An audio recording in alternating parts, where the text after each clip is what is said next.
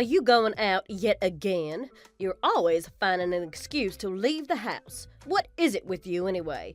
It's Kevin's day off today, you know. You should be spending time at home with him and taking care of him.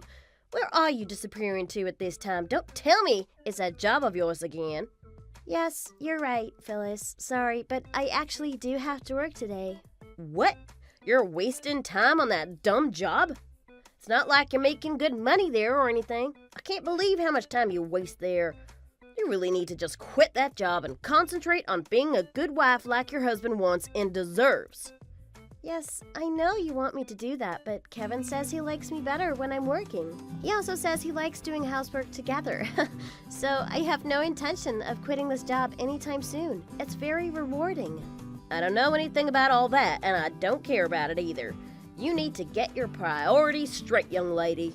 Kevin's salary is plenty for you to live on and raise a family. You know this.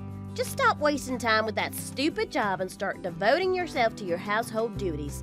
Kevin shouldn't be doing housework. That stuff is your job as his wife. Kevin says he likes doing household chores together. He doesn't want me to have to do all of that stuff by myself. That's what he said last time the subject came up. You can ask him yourself if you like. I'm sure he'll tell you himself if you do. Oh, come on. You know he's just putting up with that to please you. He's sweet like that, my boy. He's just telling you what he thinks you want to hear. Surely you know that. I wonder. Maybe that's true, and maybe not. I don't overthink things like that. Either way, it's very kind of him. That's why I love him. He's a really great guy. That's all well and good, but you're either missing the point or you're intentionally avoiding this conversation. The point is that the man doing the housework is just wrong. That's not the way it's supposed to work. Phyllis, what decade are you living in? I think you need to update your views on this subject. I mean, in this day and age, they're actually house husbands, not just housewives. Did you know that? And it's perfectly normal for couples to help each other with housework, especially when they both work and earn money. That's just a few people.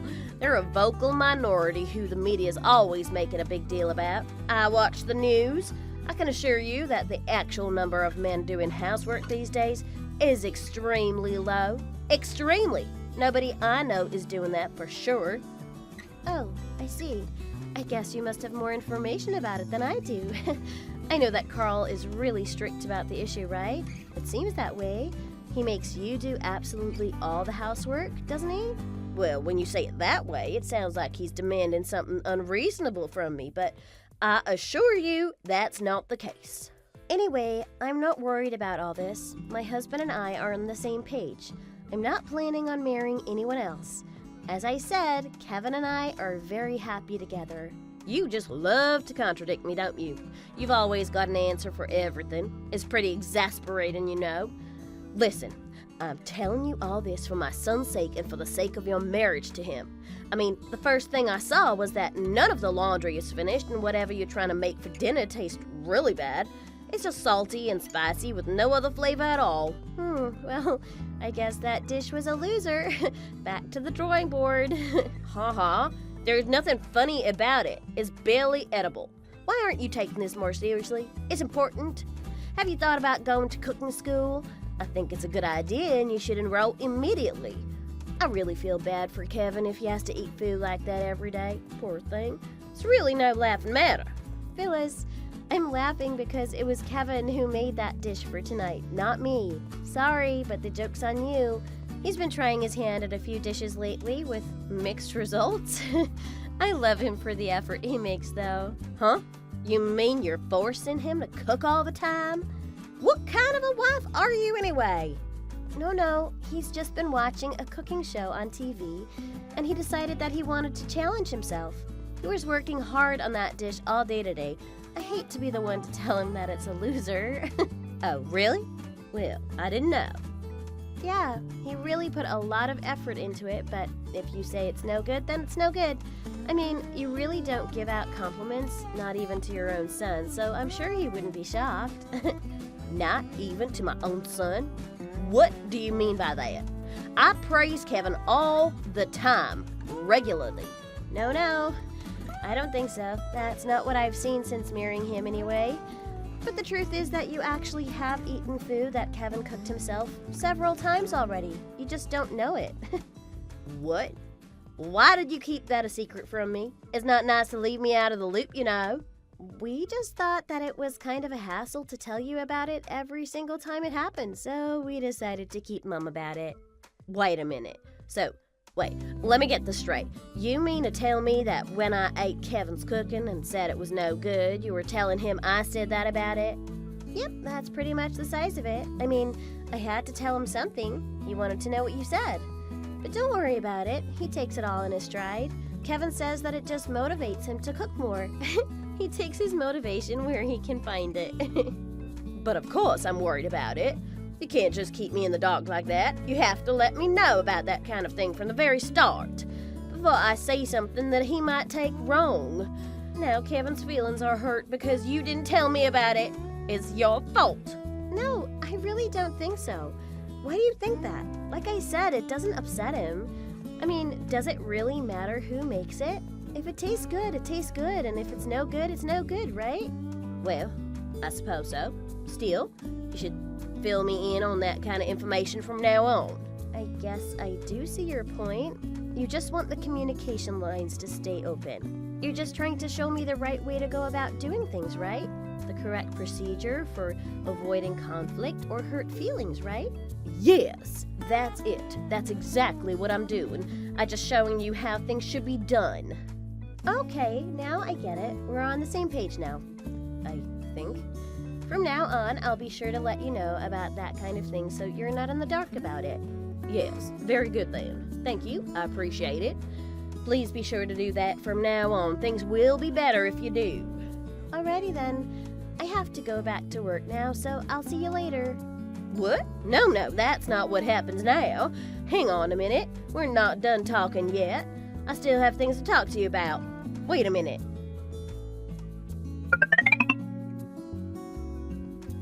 Hey, just what are you trying to do, Carla? You refuse to go on a trip with us? I really can't believe this.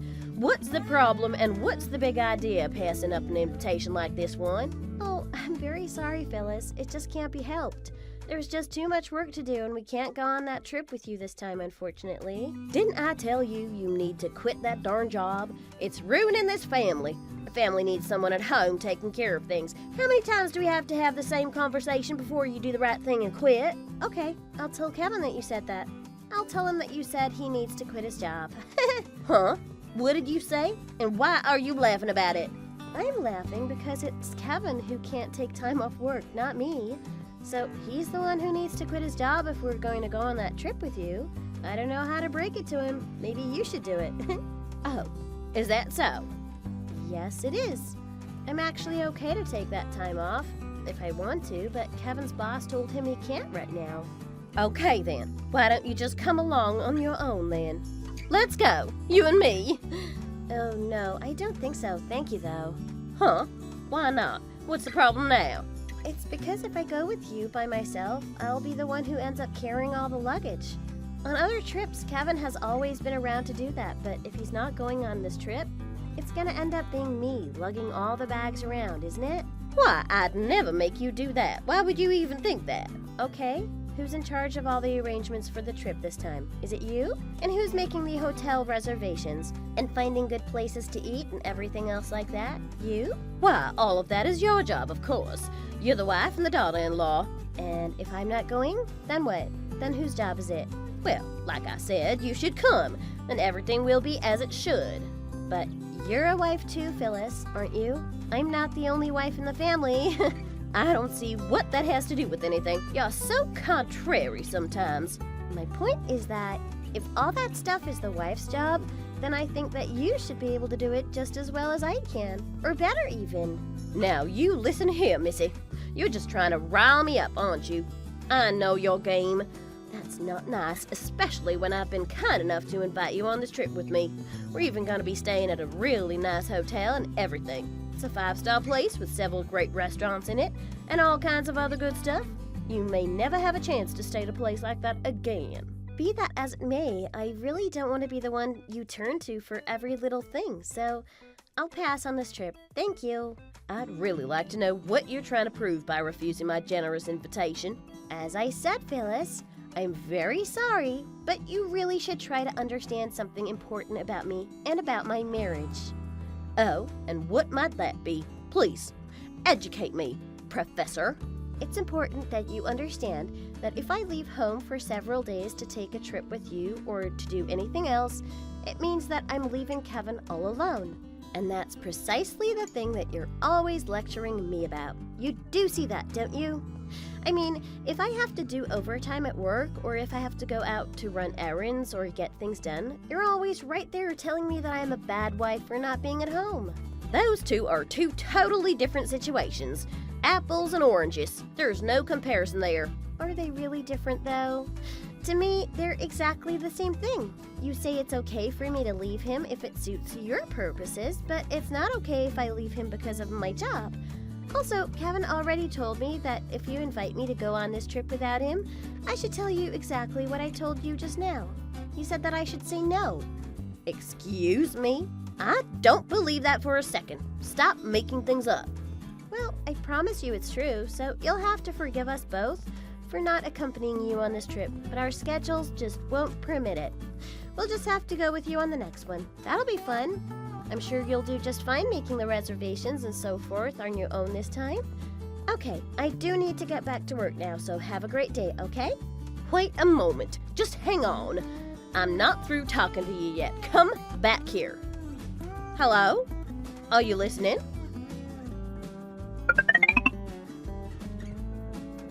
Carla, would you please try to dress a little better, at least when you come over to visit us here at our place? It's a little embarrassing, you know. I have neighbors, and I care what they think about our family. Oh, I'm sorry about that. I didn't even think about it because I've told you 1,000 times, haven't I? When you're hanging around my place, just try to look halfway decent, okay? It seems like it just goes in one ear and out the other with you, Carla. I swear. Again, I'm sorry. It's just that, you know, when you show up looking like you get all your clothes at the Salvation Army, it just doesn't reflect on me. It reflects on Kevin, too. But, Phyllis, I think you're being a little harsh. I don't look like a homeless person. Hey, I'm just calling it like I see it. Sorry if it hurts. You're always dressed like you have no money. Why's that? I mean, I actually feel bad for Kevin. He has to be seen in public with you looking like that. But there's a good reason I'm dressed like this today, and I shouldn't have to explain it to you. What? Why is that? You asked me to come over today to help you out with the cleaning and other housework. There's nothing wrong with me being dressed like this when I go over to do housework for you. I know that, of course. I mean, obviously. But you could change clothes after you get here, you know. Did you ever think of that?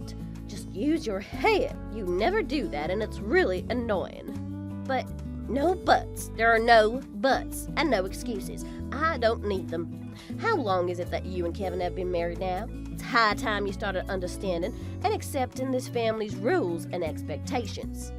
If you can't at least do that, I promise you that there will be consequences eventually. Okay, I understand. I'm sorry. Next time I come, I'll be sure to dress more appropriately and think about what the neighbors will say. I'll tell Kevin too, so he can do the same. Kevin? No, he's fine. The neighbors know him. Plus, he's my son, and he knows what's acceptable and what's not. You're the one that I'm talking about, young lady. It's you who needs to toe the line more around here. Oh, of course. I should have known. You're always arguing and being contrary just for the sake of it. It needs to stop. You never just listen and follow directions. It's very simple, but you somehow are unable to do it. I honestly wonder if you and Kevin are right for each other sometimes. What? Exactly what do you mean by that? What I mean is that you're not the right woman for my son. You're not a good fit. You're always making him do housework, cooking and cleaning. That stuff isn't his responsibility. You refuse to do your duties as a wife, and you don't seem interested at all in having children either.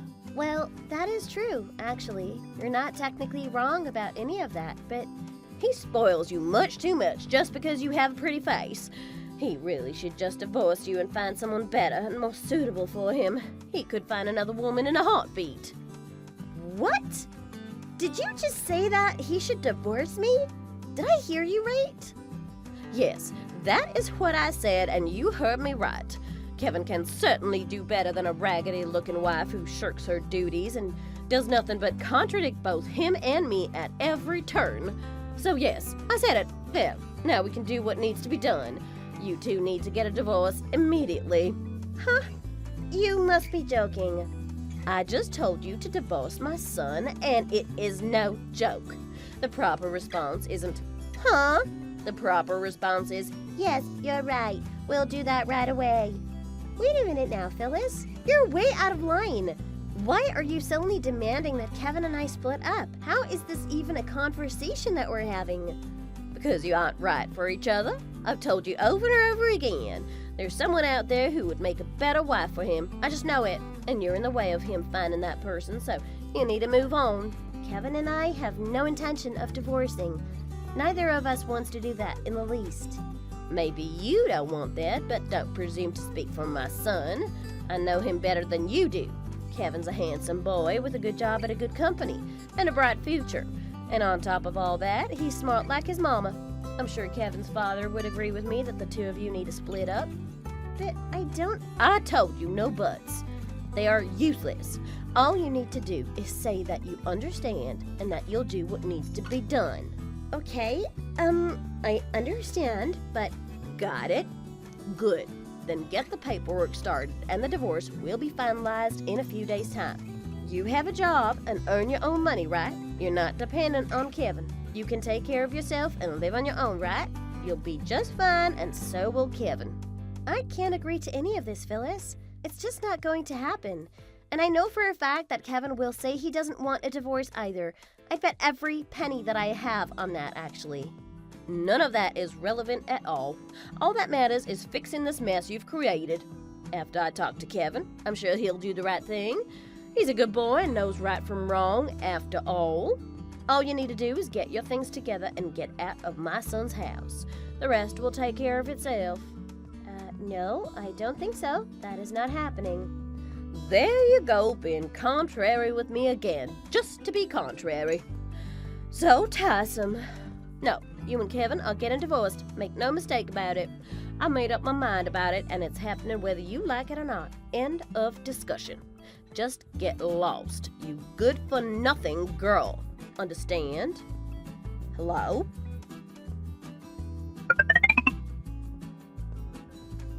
Carla, do you know why you haven't heard anything from me this week? Are you even interested? It really isn't very smart of you to just go on a trip and not keep an eye on what's going on around here. Especially after you ghosted me last week. What? What have you been up to, Phyllis? I can't even guess. Me? Well, I took the opportunity to get your divorce papers written up and submitted just now. Carl helped me get it done. See, I told you he was in agreement with me about getting rid of you. Excuse me? Divorce papers? And you said that you submitted them for us? Yes, like I told you before, it's been decided. The divorce papers were for you and Kevin. Since you wouldn't do the right thing, I had to do it for you. But I never signed any divorce papers, and neither did Kevin. That's the only way a divorce is supposed to happen. What's going on? What on earth have you done? I'm almost afraid to ask. I wrote and submitted them on your behalf. You doubted me, Carla, and you shouldn't have. So it's official. You're not a member of this family anymore. Yay for that.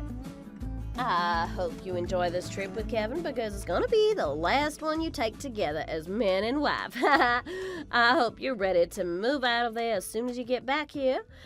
At least you'll already be partially packed. Wow, I am really going to miss these conversations with you, Phyllis. They're actually fun sometimes. It looks like this will be the last time I get to deal with some ridiculous scheme of yours. Ridiculous? Who are you calling ridiculous? Those divorce papers weren't written or submitted by Kevin and myself. That's right. What of it? They're submitted and that's all that counts. I sent them in on your behalf, so I know that, of course. It's pretty funny, actually. I honestly don't know what you're thinking. Did you actually think that Carl would submit those for you? Huh? What do you mean? He told me he'd submit that stuff for me when I asked him to. You're talking about these papers, right? What's that? This isn't what Carl told me he was helping me with. Why do you have that? Where did you get it? You're not supposed to have that. I have it because Carl gave it to me. You know, Phyllis, this just isn't how it's done at all.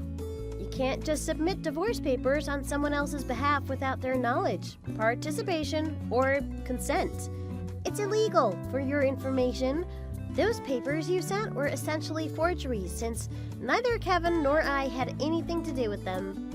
Well, you two refused to just do the right thing and sign them, so that's why I took the initiative and did it for you. Just like I told you I would. You've doubted me for the last time. Yeah, and that's a crime, just like I told you. So, you shouldn't doubt that I could press charges against you for it, because you unilaterally did that without our consent. I've already taken legal action to make sure that those papers don't go anywhere.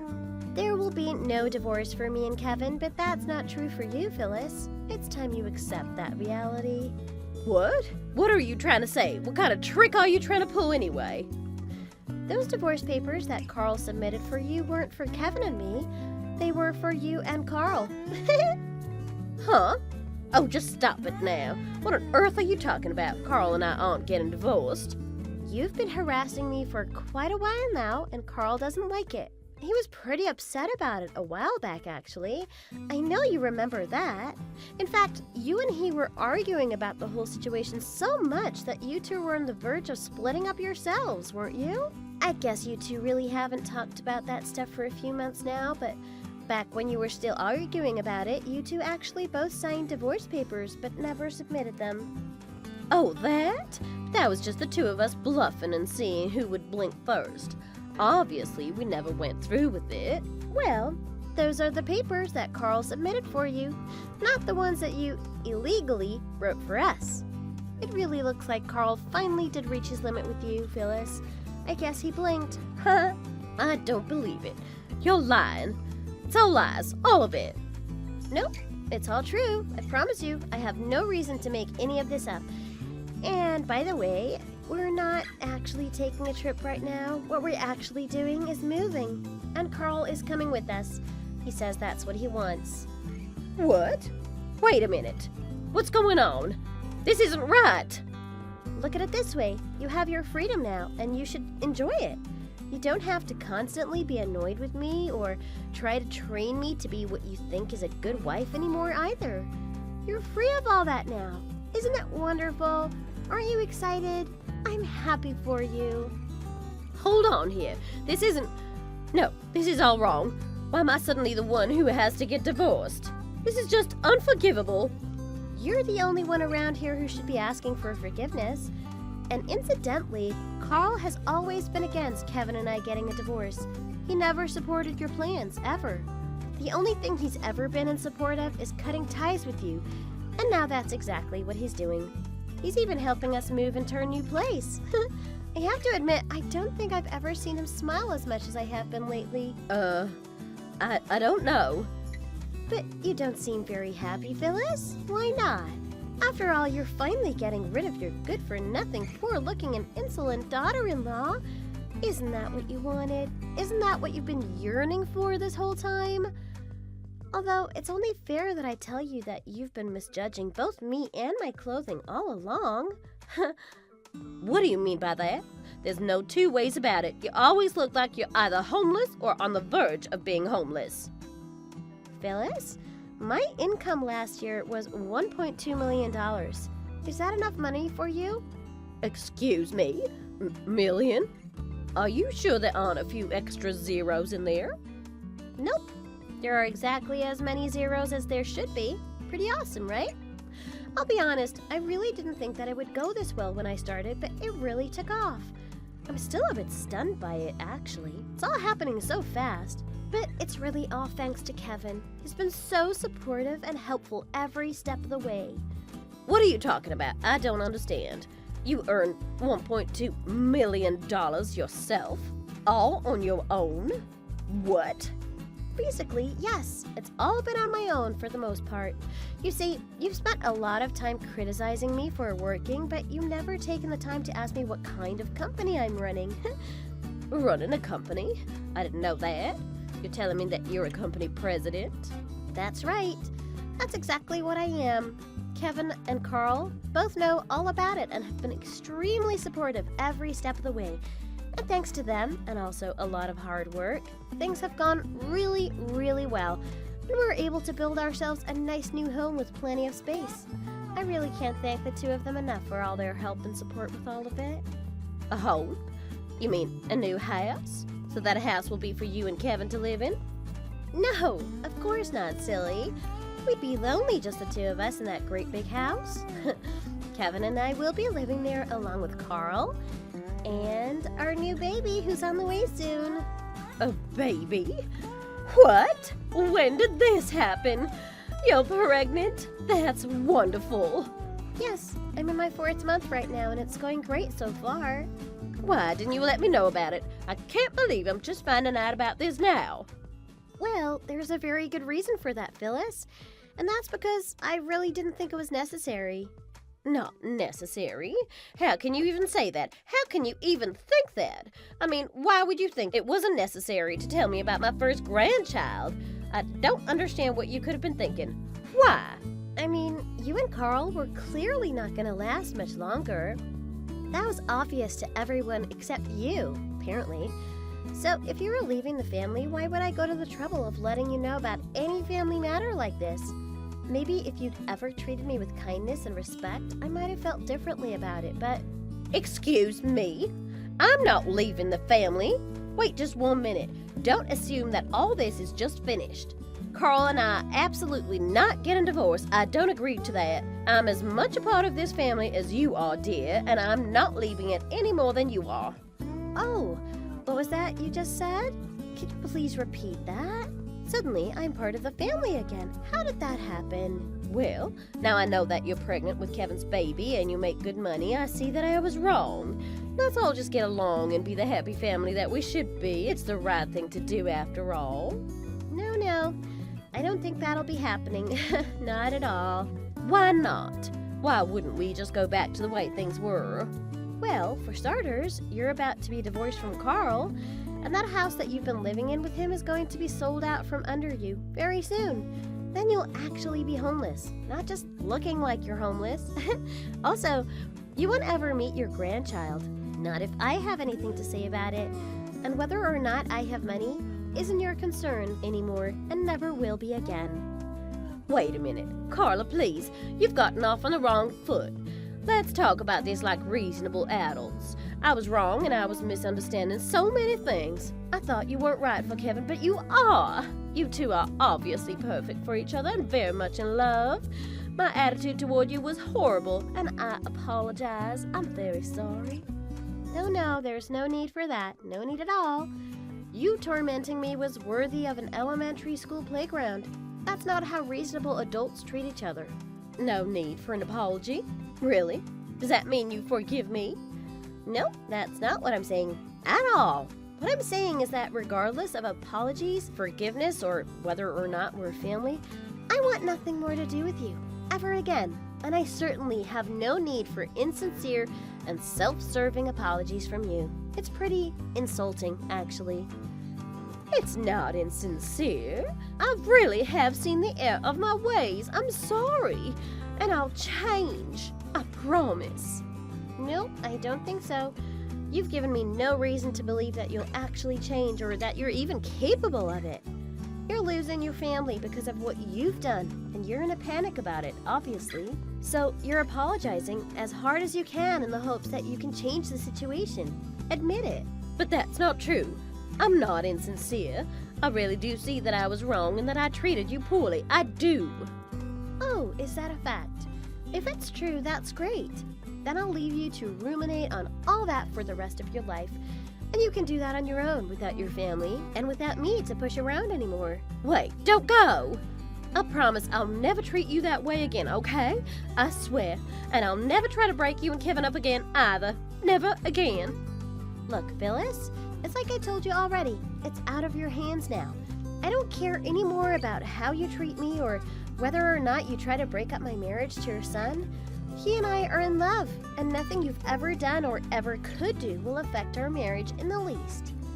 But But when the baby's born, you'll need some help taking care of it. I can be there both for the baby and for you. If you'll let me, I can help. If I need help with the baby, I'd sooner pay money and hire a stranger that I can trust than have you be near my child. You aren't trustworthy. And besides, I already have a nursery set up right next to my home office and good people to help me if I need it. We're all set here. But think about this, Carla.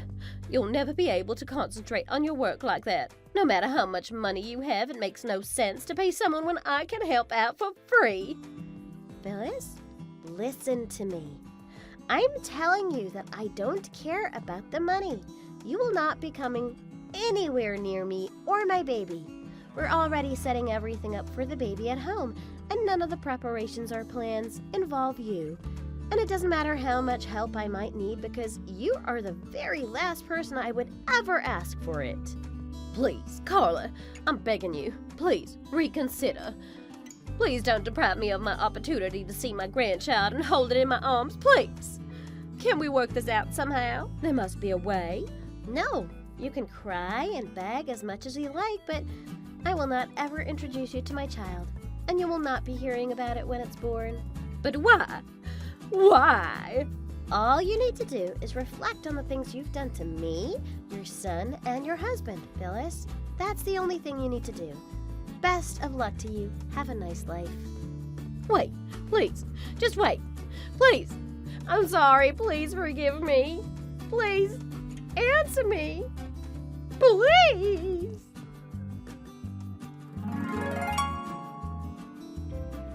The signed, legitimate divorce papers that Carl had sent in ended up being processed with no problem, and his marriage to Phyllis was dissolved.